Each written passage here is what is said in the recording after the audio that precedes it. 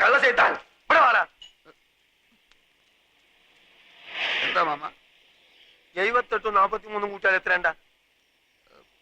8 3 11.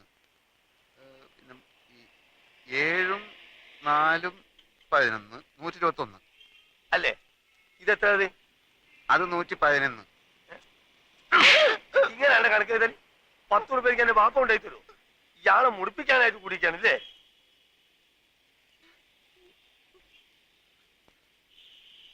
ഈ എന്താണ്ട് കുന്തം മുണിക്കമായിരിക്കണേ? അന്റെ മൂന്ന കാണാനല്ലേ എരപ്പ ഈ ആൾക്കാർ വന്നിക്കണേ. പോയി പണി കൊള്ള ലക്ഷണം കേട്ടോ.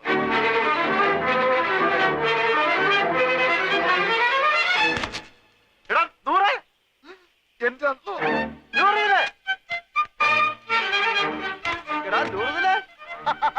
എനിക്കറിയാം നീ സ്റ്റേഷന് വന്ന കാണും തിരക്കിനിടപെട്ട് വട്ടം കറങ്ങിണ്ടാവുന്ന. ഞാനും നിന്നെ പരിധി എവിടെ കാണാൻ?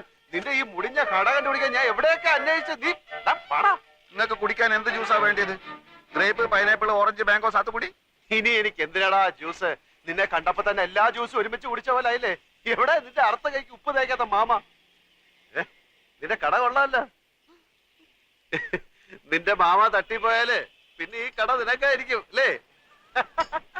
ധാരണ്ട് ഞമ്മക്ക് അറിഞ്ഞൂടാ. ദൂരത്തിലെ നിനക്ക് എന്നെ മനസ്സിലായില്ലേ? എടാ ഒരു ബെഞ്ചിലിരുന്ന് പഠിച്ച് ഒരു പാത്രത്തിലുണ്ട് ഒരു സിനിമ 3-4 പ്രാവശ്യം ഒരുമിച്ച് കണ്ടടാ. നിനക്ക് എന്നെ മനസ്സിലായില്ലടാ. Call പടച്ചോടാണ് mama. ഞമ്മക്ക് ഈ ചെയ്താൻ അറിഞ്ഞൂടാ. അറിഞ്ഞുകൂടാത്തവനാണെങ്കിൽ എങ്ങനെയാണ് അർത്ഥം ഇപ്പൊക്കാത്ത എന്റെ മാമ നാട്ടുകാർ പറഞ്ഞു കൊടുത്തായിരിക്കും. അതെ ഒന്ന് വന്നാട്ടെ വരും.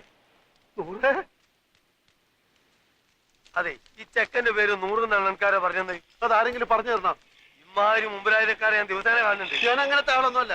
ഇതൊക്കെ ചോദിക്കാൻ നിങ്ങളാരാ? നിന്റെ പേര് എനിക്ക് ആരും പറഞ്ഞു തന്നീല്ലേ? നിങ്ങളുടെ പേര് എന്നിട്ട് എനിക്ക് എന്ത് കാര്യം? കാര്യം തന്നെ എനിക്ക് പറയുമ്പോ കേക്കാം. നീ ഇപ്പൊ പറഞ്ഞില്ലേ അർത്ഥമായിക്ക് ഇപ്പൊക്കാത്ത ഒരു മാമനെ പറ്റി? ആ മാമാണ് ഈ മാമ. അയ്യോ മാമ സോറി മാമ, ഞാൻ അങ്ങനെ ഉദ്ദേശിച്ചൊന്നും പറഞ്ഞല്ല. ഞാൻ ചുമ്മാ പറഞ്ഞ നമുക്ക് ഈ എന്താ നമ്മളെ മാമാന്ന് വിളിക്കുന്നത്? എന്റെ അമ്മ എന്താ നമ്മളെ പെങ്ങളച്ചാ? ഇല്ലാത്ത പരിചയം കാട്ടി ഓരോരോ ഹമാറുകൾ വലിഞ്ഞു കയറും കേരളക്കാരെ പറയിപ്പിക്കാൻ. മേലാലിന്റെ പൂടിയന്റെ ചുറ്റുവട്ടത്തിൽ എങ്ങാനും കണ്ടാൽ എന്റെ കാൽ അടിച്ചിട്ട് ഞാൻ എൽഷേപ്പാക്കും. ആ പോ പോ ഇങ്ങോട്ട് പോകളെ.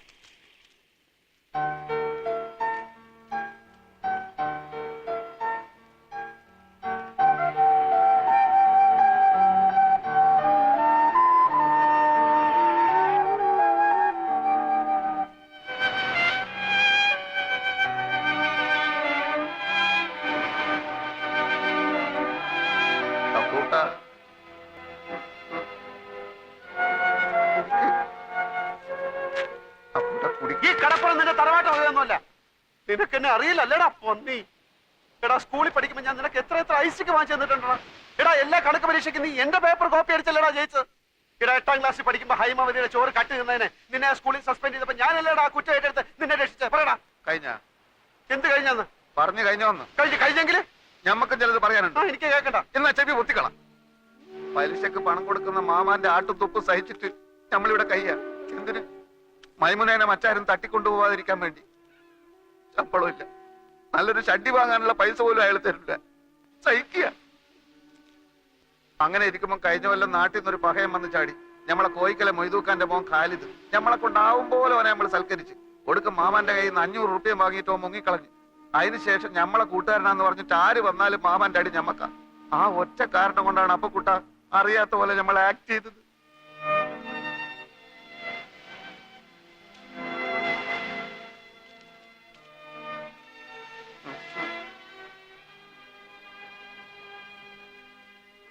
എന്നാലും ഒരെന്നാലുമില്ല. എന്റെ ഈ വിഷമം മാറണമെങ്കിൽ നീ എനിക്ക് ചില സഹായങ്ങൾ ചെയ്തു തരണം. എന്ത് സഹായം? അച്ഛന്റെ കേസിന്റെ കാര്യം ഞാൻ എഴുതിയിരുന്നല്ലോ. പെൻഷൻ വരെ അവർ പിടിച്ചു വെച്ചു. ഇളയ പെങ്ങളാണെങ്കിൽ മെഡിസിൻ 3-ാം വർഷമാണ്. കേസും ഫീസും ചെലവും നടത്തി ഒരു വഴിയാധാരത്തിന്റെ വക്കിലാണ് ഞാൻ. വീട് വിൽക്കാൻ നോക്കിയപ്പോ ഇവിടുത്തെ അളിയെ സമ്മതിക്കുന്നില്ല. നാട്ടിൽ ചെന്ന കടക്കാരെല്ലാം കൂടെ എന്നെ എടുത്തിട്ടിരിക്കും. ഈ അവസ്ഥയിൽ എനിക്ക് എന്ത് സഹായമാണ് വേണ്ടതെന്ന് നിനക്ക് ഊഹിച്ചൂടെ? ഊഹിക്കാം. ആദ്യം കിടക്കാനൊരു സ്ഥലം, അതെ, പിന്നെ ഒരു പണി. അതെ, രണ്ടും നടക്കൂല. നൂറേ മോനെ അപ്പക്കുട്ട, നമ്മൾ തലയായിക്ക് നേടിയെന്ന് അറിയാം നിനക്ക്. ഇത് അങ്ങോട്ട് നോക്ക്. ആ ജ്യൂസ് കടയുടെ പിന്നിലൊരു മറയുണ്ട്. അവിടെയുള്ള ഒരു ബെഞ്ചിലാണ്. നല്ല വീതിയുള്ള ബെഞ്ചാണോ? ബെഞ്ചിന് വീതി ഉണ്ടോ ഇല്ലയോ എന്നുള്ളതല്ല പ്രശ്നം. പകൽ നേരത്ത് മാമ വരുമ്പോ എന്നെ അവിടെ കാണില്ല. എന്നെ അവിടെ കാണില്ല. അങ്ങനെ കിടക്കാനൊരിടം കിട്ടി. എവിടെ പോയി എന്ത് ജോലി തരണമെന്നറിയാതെ നടന്നപ്പോഴാണ് കയ്യിൽ വന്നു വീണ ഒരു പത്രത്തുണ്ടിൽ ഒരു പുതിയ പെയിന്റ് കമ്പനിയിൽ സെയിൽസ് റെപ്രസെന്റേറ്റീവിനെ വേണമെന്നറിഞ്ഞത്. 3000 രൂപ ശമ്പളം, ടൈ കെട്ടണം, ബെൽറ്റും ഷൂവും വേണം, എല്ലാം ഓക്കെ. പക്ഷെ ജോലി വേണമെങ്കിൽ സ്വന്തമായി ഒരു മോട്ടോർ സൈക്കിൾ ഉണ്ടാവണം. ഒന്ന് തൽക്കാലം വാടകയ്ക്കെടുത്ത് ജോലി സംഘടിപ്പിച്ചു. പക്ഷേ അതുകൊണ്ടായില്ല. നൂറിനോട് കാര്യം അവതരിപ്പിച്ചു. നിങ്ങൾ നിങ്ങളുടെ ഇഷ്ടം പോലെ ചെയ്യും. ബാപ്പ എങ്ങാനും അറിഞ്ഞാ അറിയാലോ. അറിയ എന്റെ കരളെ. പറയാ ചതിക്കല്ലേ. സ്നേഹമുള്ളവളാ മൈമുന. എടാ നൂറെ, 5000 രൂപ കൊടുത്താൽ മാർവാടി ബൈക്ക് വരും. 2000 എന്റെ കയ്യിലുണ്ട്. ഇത് വെച്ച് 3000. ബൈക്കും ജോലിയും കയ്യിൽ. 600 രൂപ അടവുള്ളൂ. എല്ലാം ശരിയാവും. നീ വാ. ഇടക്കാല ആശ്വാസം പോലെ ഒരു മുറിയും പണിയുമായി. ജീവിതം കൂടുതൽ വഷളാവുകയാണ്. ആഹാരവും വാടകയും പെട്രോളും കഴിയുമ്പോൾ ശമ്പളം തീരുന്നു. 3 മാസമായി ബൈക്കിന്റെ കുടിശ്ശിക അടച്ചിട്ടില്ല. ബൈക്ക് വാങ്ങാൻ കാശ് എന്ന മാർവാടിയുടെ ഗുണ്ടകൾ അത് പിടിച്ചു വാങ്ങാൻ തപ്പി നടപ്പ് തുടങ്ങി. അതിലും കഷ്ടമാണ് നൂറിന്റെ മുഖത്ത് നോക്കാൻ. മൈമുനയുടെ 3000ന്റെ പലിശ കയറി വരുന്നു. പെയിന്റ് വിറ്റ് കിട്ടുന്ന കമ്മീഷൻ കൊണ്ട് ജീവിതം മുന്നോട്ട് പോകുന്ന ലക്ഷണമില്ല. നാട്ടിലെ കാര്യം അതിലും കഷ്ടമാണ്. അങ്ങനെ ഇരിക്കെയാണ് കമ്പനിയുടെ സൂപ്പർവൈസർ ബാലൻ ഒരു പെയിന്റ് കട തുടങ്ങുന്ന കാര്യം പറഞ്ഞത്. എംപ്ലോയീസിന് കമ്പനി 90 ദിവസത്തെ സ്റ്റോക്ക് കടം തരും. കച്ചവടം കഴിഞ്ഞ് കാശ് കൊടുത്താൽ മതി. കട തുടങ്ങാനുള്ള കാശ് ബാങ്കിൽ നിന്ന് ലോൺ തരും. ചെറിയ തോതിൽ തുടങ്ങിയതാ ഞാൻ. ഇപ്പൊ എല്ലാ ചെലവും പോയിട്ട് മാസം 20,000 രൂപ എന്റെ പാക്കറ്റിൽ കിടക്കും. ഞാൻ ബാങ്കിൽ പോയി അപേക്ഷിച്ചു. 2 വർഷത്തേക്കെങ്കിലും സ്വന്തമായോ വാടകയ്ക്കോ ഒരു കട കയ്യിലുള്ളതായി കാണിച്ചാൽ ലോൺ തരാം എന്ന് സർദാർജി മാനേജർ പറഞ്ഞു. കൊടുക്കാന്ന് പറഞ്ഞിട്ട് മാസം 2ആയി. മാമ അറിഞ്ഞാൽ എന്റെ മയ്യത്തും ഓളം നിക്കാഹ് ഒരുമിച്ച് നടക്കും. എടാ, അതിപ്പോ ഞാൻ പണം കൊടുത്താലും നിന്റെ മയ്യത്തും അവളുടെ നിക്കാഹും ഒരു ദിവസം തന്നെ നടക്കും. നീ അയാളെ താങ്ങി നടക്കുന്നിടത്തോളം കാലം ഈ നിക്കാഹ് നടക്കില്ല. ഓളെ വേറെ ആരെങ്കിലും കെട്ടിക്കൊണ്ടു. ബേജാറാക്കുന്ന വർത്താനം പറയല്ലേ അപ്പൊ കുട്ട. നീ ഒരു കാര്യം ചെയ്യും. നീ ആ കട തൂത്തുവായിരുന്ന പണി നിർത്തിയിട്ട് സ്വന്തമായിട്ടൊരു കച്ചവടം തുടങ്ങാൻ നോക്ക്. അതിന് പണം വേണ്ടേ? ഉണ്ടാക്കണം. അതെങ്ങനെ? നീ എന്റെ കൂടെ നിൽക്കേ. ഞാനൊരു പെയിന്റ് കട തുടങ്ങാൻ പോവാണ്. ഒരു 4 ലക്ഷം രൂപയാവും. പണം കായ്ക്കുന്ന മരം എന്തെങ്കിലും നട്ടുപിടിപ്പിച്ചിട്ടുണ്ടെങ്കിൽ 4 ലക്ഷം. എടാ, ബാങ്ക് തരും. മാനേജറെ പോയി കണ്ടു. നല്ല അമ്പോറ്റി ഒരു സിംഗ് ലോണിനുള്ള ആപ്ലിക്കേഷൻ കൊടുത്തു. അടുത്ത ആഴ്ച കാശ് കിട്ടും. അപ്പൊ കുട്ടാ നമ്മളെ അങ്ങനെ മണ്ടനാക്കല്ലേ. നിനക്ക് എന്നെ വിശ്വാസം ഇല്ലെങ്കിൽ നീ എന്റെ കൂടെ വാ. ബാങ്ക് മാനേജറുടെ വായിൽ തന്നെയൊക്കെ 2 ലക്ഷം രൂപ ഡിപ്പോസിറ്റ് കൊടുത്താൽ 10 ലക്ഷം രൂപയുടെ സ്റ്റോക്ക് വരും. വിറ്റിട്ട് 3 മാസം കൊണ്ട് പൈസ തിരിച്ചു കൊടുത്താൽ മതി. കടയുടെ വാടക 1.25 ലക്ഷം രൂപ. പോയിട്ട് 75,000 25,000 വീട്ടിലേക്ക് അയച്ചു കൊടുത്താലും കുറെ നാളത്തേക്കുള്ള കേസും ഫീസും നടക്കും. ബാക്കി 50,000 15,000 കൊണ്ട് മറ്റേ മോട്ടോർ ബൈക്ക് മാറാടിയുടെ മുഖത്ത് വലിച്ചോണ്ട് കൊടുക്കും. ബാക്കി 35,000 15,000 കൊണ്ട് അന്തസ്സുള്ള വൃത്തിയായിട്ടൊരു സ്ഥലം താമസിക്കാൻ. അപ്പൊ മൈമനയുടെ 3000 അത് കൊടുക്കും. പോയിട്ട് 22,000. അത് ഞാൻ എന്ത് ചെയ്യുന്നറിയോ? കൊറേ കുപ്പായം വാങ്ങും, കൊറേ സിനിമകൾ. എടാ മണ്ട മുത്തപ്പ, അത് ഞാൻ നിനക്ക് തരും. ഒരു ജ്യൂസ് കട തുടങ്ങാൻ.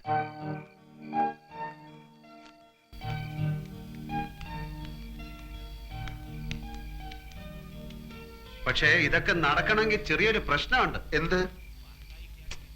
2 വർഷത്തെ കടവാടക മുൻകൂർ കൊടുത്താലേ ഈ ഓണർ വാടക ചീട്ട് എഴുതി തരൂ. അത് കാണിച്ചാലേ ലോൺ കിട്ടൂ. തിങ്കളാഴ്ച ലോൺ കിട്ടും. 5 ദിവസത്തേക്ക് ഒരു 1.25 ലക്ഷം രൂപ ലോൺ കിട്ടി. അപ്പൊ തന്നെ തിരിച്ചു കൊടുത്തേക്കാം. നിനക്കാരാ എത്ര ഉറുപ്പ്യ കടം തരിക? നീ വിചാരിച്ചാൽ നടക്കും. നീ വിചാരിച്ചാൽ അത് നടക്കും. അതെങ്ങനെ? നിന്റെ മാമ എടുത്ത് ചോദിച്ചാൽ. നടന്നു തന്നെ. ആളും തരവും മുതൽ നോക്കിയിട്ടാ മാമ കാശ് കൊടുക്കുക. നിനക്കാന്ന് പറഞ്ഞാൽ 10 ന്യായ പൈസ വരില്ല. എന്ത് കണ്ടിട്ടാ? എടേ, എനിക്ക് വേണ്ട. എന്റെ അളിയൻ രവീന്ദ്രൻ നായരല്ലേ, അയാൾക്ക് കൊടുത്താൽ മതി. അതെങ്ങനെ? ഞാൻ കാര്യങ്ങൾ വിശദമായിട്ട് പറയാം. നീ എന്റെ കൂടെ നിന്നാ മതി. ഇതൊന്നും എനിക്ക് വേണ്ടിയിട്ട് മാത്രമല്ല കേട്ടോ. മൈമുനയുടെ നിക്കാതെ നിന്റെ മയ്യത്ത് ഒരുമിച്ച് അടക്കാതിരിക്കാൻ കൂടി വേണ്ടിട്ടോ ഞാൻ ഇതൊക്കെ പറയുന്നത്. ഇതൊക്കെ എങ്ങനെ നടക്കും ആദ്യം പറ.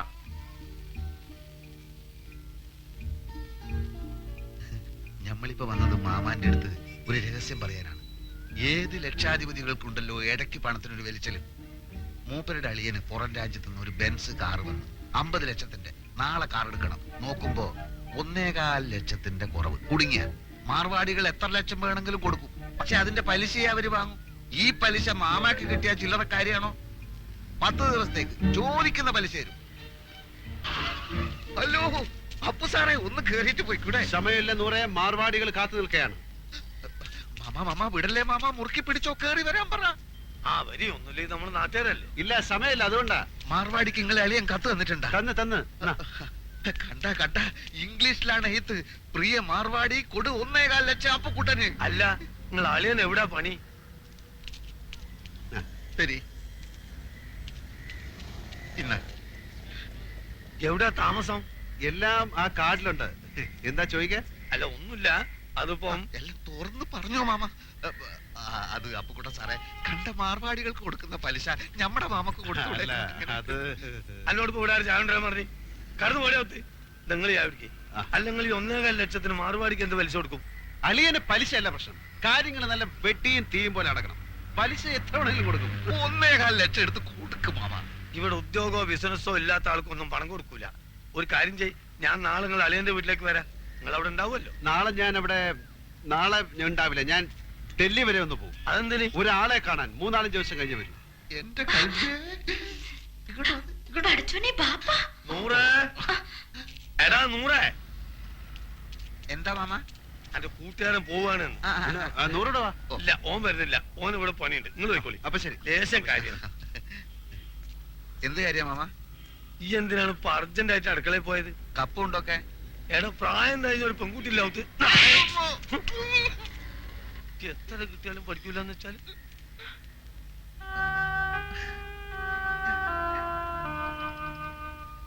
കേസ് ജയിച്ചാൽ അച്ഛന്റെ പെൻഷനും പ്രൊവിഡന്റ് ഫണ്ടും ഒക്കെ കിട്ടുമല്ലോ, അപ്പൊ തിരിച്ചു കൊടുക്കാം. അതാ തൽക്കാലം കടം വാങ്ങാന്ന് വിചാരിച്ചത്, അല്ലാണ്ട് വേറെ വഴിയില്ലല്ലോ. വീട് വിൽക്കാൻ രവിയേട്ടന് എതിരെ നിൽക്കുന്നിടത്തോളം കാലം ഇങ്ങനെ വല്ലതും നോക്കുന്നതാ നല്ലത്.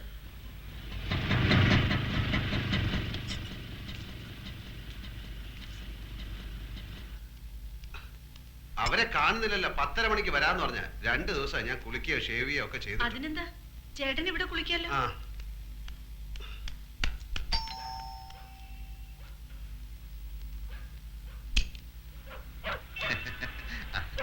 ബീരാനിക്ക വരുമെന്ന് പറഞ്ഞിരുന്നു. വരൂ വരൂ, ചേട്ടൻ ഇപ്പൊ കുളിക്കാൻ കയറിയതേ ഉള്ളൂ. ഇത്ര നേരം കാത്തിരുന്നു. ഇരിക്കൂ. രവീന്ദ്രൻ നായർ മിസ്സിസ് ആണല്ലേ? അതെ ചേട്ടാ, ദേ കാശിന്റെ ആൾക്കാർ വന്നു.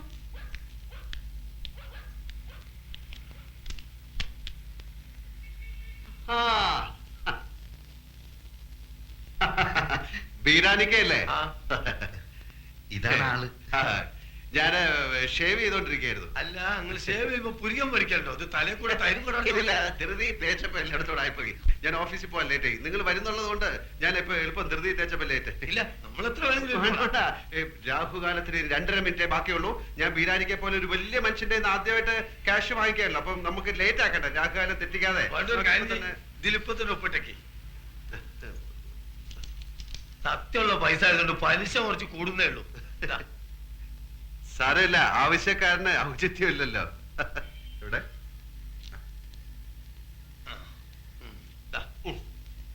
ഇതൊരു 40 ഉറുപ്പ്യയുടെ കുറവുണ്ടാവും. കാരണം ഞാൻ ഓട്ടോറിക്ഷ എടുത്ത് വന്നാണ് ഇങ്ങോട്ട്. അതിന് കൊടുത്ത് നിങ്ങൾ ആവശ്യത്തിന്. സാരമില്ല, ഞങ്ങൾ ആദ്യമായിട്ടാണ് അന്യനായ ഒരാളുടെ കയ്യിൽ നിന്ന് പൈസ കടം വാങ്ങിക്കുന്നല്ലേ. ഞാനും ആദ്യമായിട്ടാണ് ഇത്ര വലിയൊരു എമൗണ്ട് കടം കൊടുക്കണേ. ഇങ്ങനൊരു നിവർത്തിയോട് വന്നതുകൊണ്ട്. പിന്നെ ഞാനൊന്ന് പോയി കുളിച്ച് റെഡി ആയിട്ട് വരാം. Okay okay okay. അപ്പൊ ഇന്ന് 11, അടുത്ത 21-ന്. അതെല്ലാം നമ്മൾ പറഞ്ഞ മാതിരി 100 പറഞ്ഞില്ലേ? 100 പറഞ്ഞു, എന്നാലും പോരല്ലോ, നമ്മൾ തമ്മിലൊന്നും ഉറപ്പിക്കണ്ടേ. ഞാൻ വാക്ക് മാറില്ല ബീരാനിക്ക, നിങ്ങൾ ധൈര്യമായിട്ട് എന്നാ പിന്നെ നമ്മൾ പോയിട്ട് വരാം. വരി, അപ്പൊ നമ്മളെ പറഞ്ഞ പോലെ. മാനേജർ സർദാർജി തിങ്കളാഴ്ച ലോൺ ശരിയാക്കാം എന്ന് വാക്ക് തന്നു. 100 സന്തോഷം കൊണ്ട് തുള്ളിച്ചാടി. എടാ 100, every dog has A day എന്നൊരു ചൊല്ലുണ്ട്. എന്ന് വെച്ചാല് എല്ലാ നായിന്റെ മക്കൾക്കും ഒരു ദിവസം ഉണ്ടെന്ന്. അത് ശരി.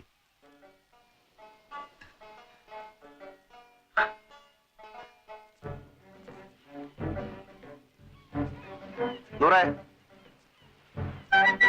നൂറേ ഉപദ്രവിക്കല്ലേ, ഞമ്മളൊരു കിനാവ് കാണാണ്. പണമില്ലാത്ത ഒരു കിനാവ് കാണാൻ പാടില്ല എന്നാ പറയാ. ഞമ്മളിൽ ഇപ്പൊ പണമുണ്ടല്ലോ, ഞമ്മളും കാണണ്ട ഒരു കിനാവ്. വലിയ നിധി കിട്ടിയവൻ കാണുന്ന ഒരു കിനാവ്, കിനാവ്, കിനാവ്. വലിയ പാദുഷമാര് കാണുന്ന ഒരു കിനാവ്, കിനാവ്, കിനാവ്.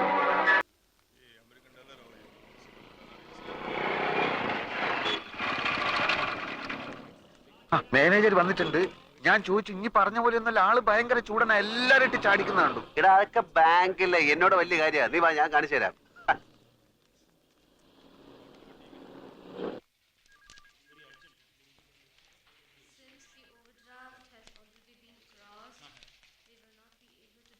ഉച്ചക്ക് ഞാൻ വരില്ല. ഇവിടെ കഴിച്ചോളാന്ന്. ഇവിടെ നേരത്തെ ഇരുന്ന മാനേജർ ഒരു സർദാർജി മൊത്തം കുളമാക്കിട്ട് പോയിരിക്കാണ്. വേണ്ടെന്ന് പറഞ്ഞില്ലേ? സാറ് പുതുതായിട്ട് വന്നാണല്ലേ? നേരത്തെ ഇരുന്ന സിംഗ് സാറിനെ എനിക്കറിയാം. സാറിന് പൂ. സാറിന്റെ പൂ എടുത്തോണ്ട് പോണോ? പൂ എനിക്ക് അലർജിയാ.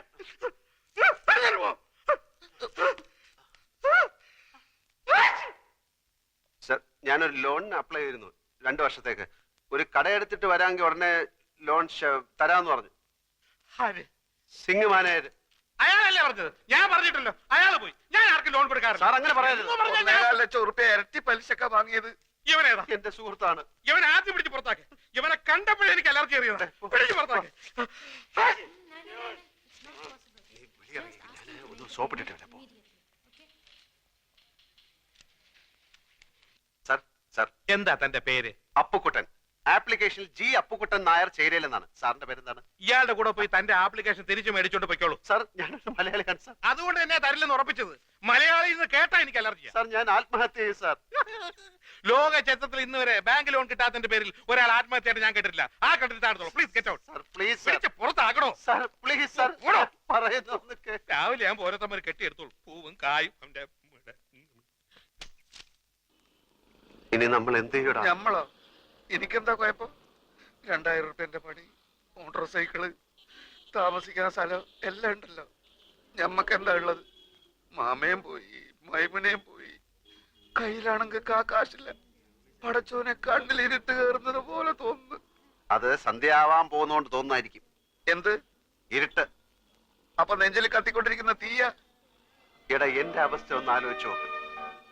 ഒരു പൂവെടുത്ത് ചെവിയിൽ വെച്ചിട്ട് റോഡിൽ കൂടി ഒന്ന് ഓടിയാലോ എന്നാലോചിച്ചിരിക്കുകയാണ് ഞാൻ. എന്തൊക്കെ ബഹളങ്ങളായിരുന്നു. 3000 ഇവിടെ, 5000 അവിടെ, 25,000 രൂപന്റെ പാപ്പനും നമ്മളൊന്നും പറയുന്നില്ല. നീ കൂടുതൽ വർത്താനൊന്നും പറയണ്ട. നിന്റെ അത്യാഗ്രഹം കണ്ടാ കിട്ടാനുള്ളതും കൂടെ കിട്ടാതെ പോയത്. ബാദുഷയുടെ സ്വപ്നം. ഇടാ, സ്വപ്നം കാണുന്നതിന് ചില അതിരൊക്കെ ഉണ്ട്. ദൈവത്തിന് ആർക്കാത്തൊന്നും സ്വപ്നത്തിൽ കാണാൻ പാടില്ല. പട്ടിണി പണ്ടാരം ബാദുഷയുടെ സ്വപ്നം കാണുന്നു. അതെന്നാ കിട്ടാനുള്ളതും കൂടെ ഇല്ലാതായി പോയത്.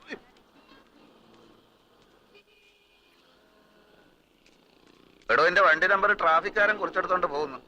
ഇതിന്റെ കുറ്റിപ്പറല്ല. അവിടെ ഇവിടെ വണ്ടി വെച്ച് കഴിഞ്ഞാല് ട്രെയിന് വന്ന് എടുത്തോണ്ട് പോകും.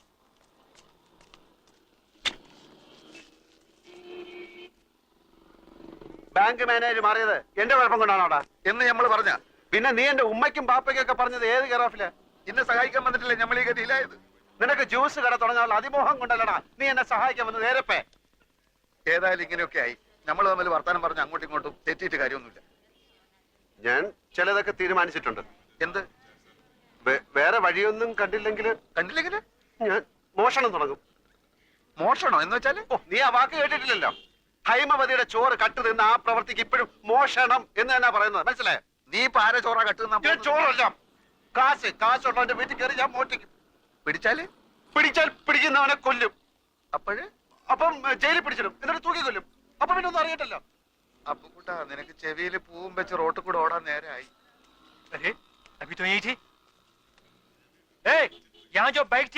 അതെടുത്ത് അപ്പുറത്ത് മാറ്റി വെച്ചിട്ടുണ്ട്. മാസം അടയ്ക്കാനുള്ള കാശ് അടയ്ക്കാത്തോണ്ട് മാർവാടി ബൈക്ക് എടുക്കാൻ ചട്ടമ്പികളെ അയച്ചിരിക്കുകയാണ്. ഓ ഗാഡിയിലേക്ക്